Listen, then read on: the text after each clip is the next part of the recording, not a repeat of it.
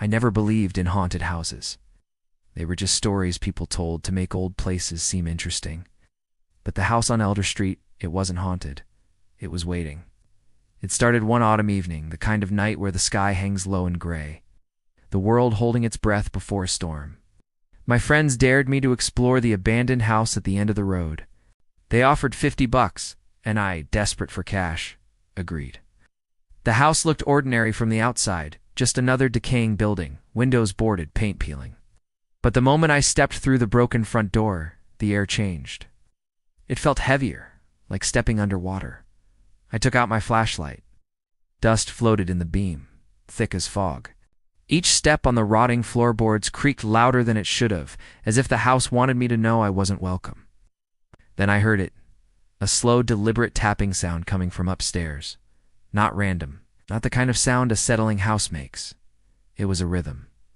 Like knuckles on wood, tap, tap. Tap, I called out, pretending I wasn't scared. No reply. My friends had stayed outside, so I was alone, or at least I thought I was. The tapping continued as I climbed the staircase, each step protesting under my weight. At the top, the hallway stretched out into darkness. My light barely reached the end. I followed the sound, my breath catching with every tap. It stopped in front of a closed door, the only one that wasn't locked.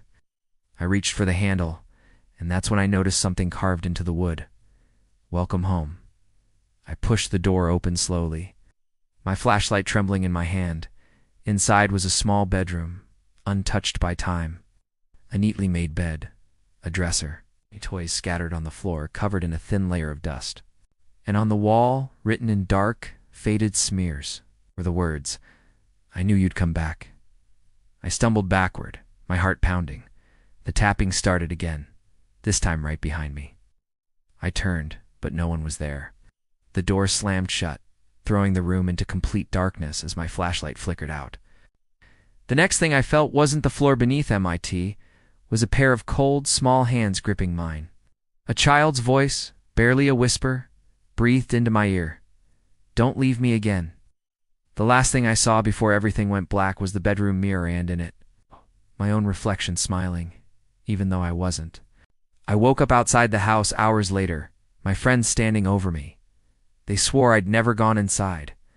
But when I looked down at my hands, they were still covered in tiny, dusty fingerprints. And every night since then, at exactly midnight, I hear that tapping sound on my bedroom wall, growing closer each time. Now, you might think I was just imagining things that night. A trick of the light and sound, maybe a branch tapping against the window. But what about the fingerprints? And why does the tapping always stop when I move? What about the whispers?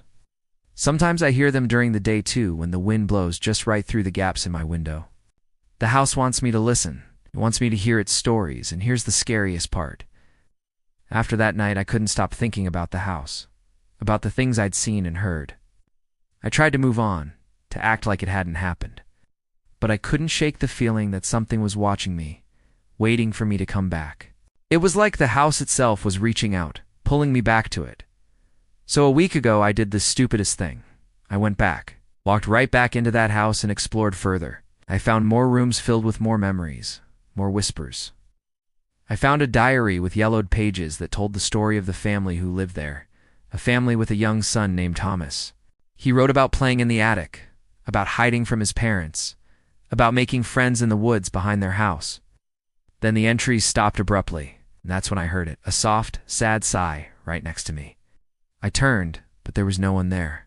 Just motes dancing in the afternoon sun, just like when I first entered the house. I ran then, stumbling over floorboards, desperate to escape the feeling that I was being watched. I ran until I could hear the front door slam behind me. And even now, sitting here telling you this story, I can still feel those eyes on me, waiting, watching. I can almost hear the tapping sound. Maybe it is just a branch tapping against the window. But if it is, why do the branches only tap at night? Why do they stop when the sun comes up? What are those tiny fingerprints on my window? You can decide for yourself. I don't care anymore. I'm leaving town. In a few hours, I'll be driving away from this house and all its secrets. But if you ever visit Alder Street, if you hear the tapping sound, don't ignore it. If you feel the floorboards creak around you, don't try to escape. The house isn't waiting for you to run away. It's waiting for you to come home.